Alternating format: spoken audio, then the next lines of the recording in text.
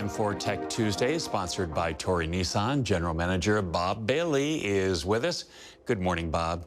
Good morning. How are you guys doing? Doing well. I understand that Nissan is back up in production.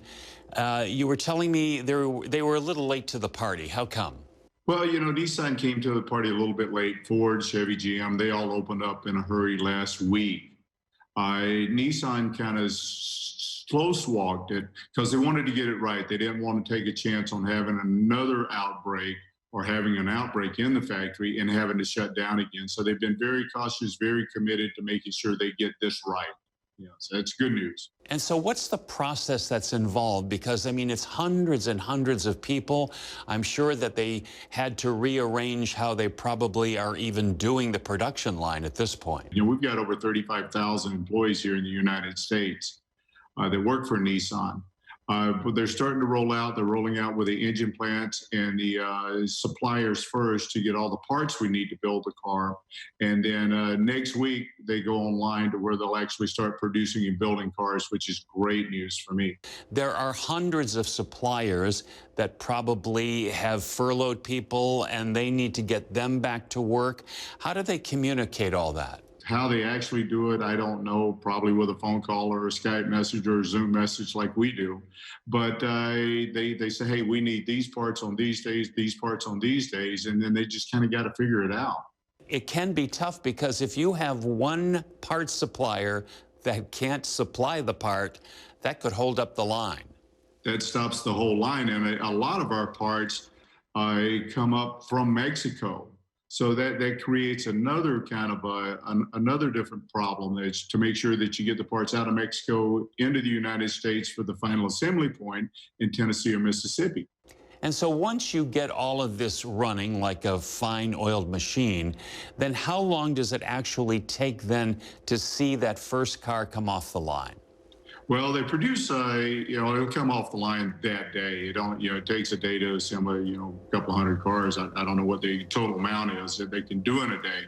But once they build the car, before we'll see the car, before it gets out here to the West Coast, we're talking about 90 days from the time that you order the car till the car gets built, till it gets put on a train car to deliver to the port, and then finally delivered to the dealer on one of the car carriers. That's a long time. It is. It's kind of it's a little nerve-wracking. You chase your cars. You go, okay, where is it? Where is it? Where is it?